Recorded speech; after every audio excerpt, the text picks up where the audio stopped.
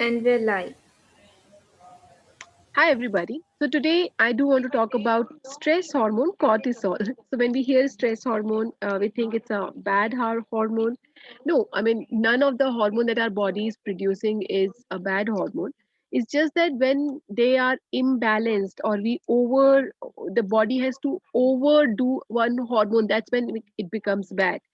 So, stress hormone is typically released in our body by adrenal glands so that we can deal with the stressful situation better. Like a stressful, whatever the stress that you have in your life, emotional, physical, work related stress, whatever it can be.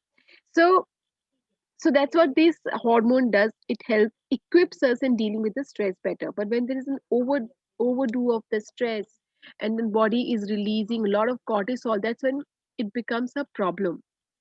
Just like if you have understood insulin resistance, in a similar way, our cells become resistant to cortisol and they stop responding to stress hormone cortisol. And that is when we are not really able to respond to stress as well as we would want to respond to stress. Now, that's like it takes a lot of time to for our cells to get in cortisol resistant.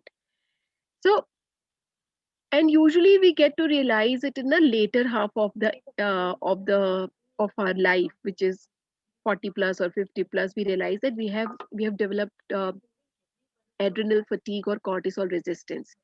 So how do you deal with it?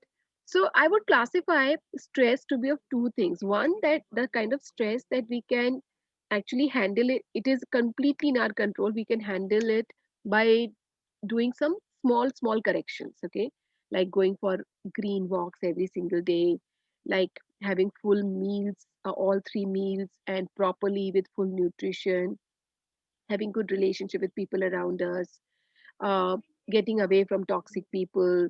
So these are some simplistic things that we can do to manage our stress. Now there are some bigger things, like that if you have this drive about making it big, making it large, proving it a point to somebody, like you have those kind of missions in life, then maybe you will have to bring about some fundamental shift in your thought process to manage your cortisol or adrenal fatigue. Now those fundamental changes can be, you can get them in your life by various different ways. Some people take the route of spiritualism. वो लोग किसी धर्म को मानते हैं जिसमें अपने आप को सुप्रीम कॉन्शियसनेस के साथ कनेक्ट करते हैं. Some people take path of self development, like they do workshops of you can heal your life, Louise Hay work, or some people take landmark route. Some people take route of dhyan and reiki, and then some people would take the path of following Gita.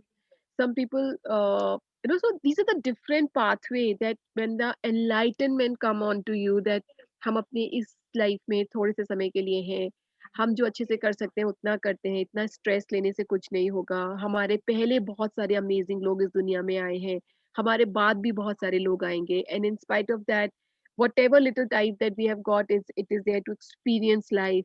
तो ऐसे realisation आपको किसी भी root से हो सकते हैं, और जब भी ये जो भी ये रियलाइजेशन होंगे, उसका बॉटम यही हो, उसका लाइक अ बेस यही होगा, या बॉटम मैसेज यही होगा कि your mind and your body will get united.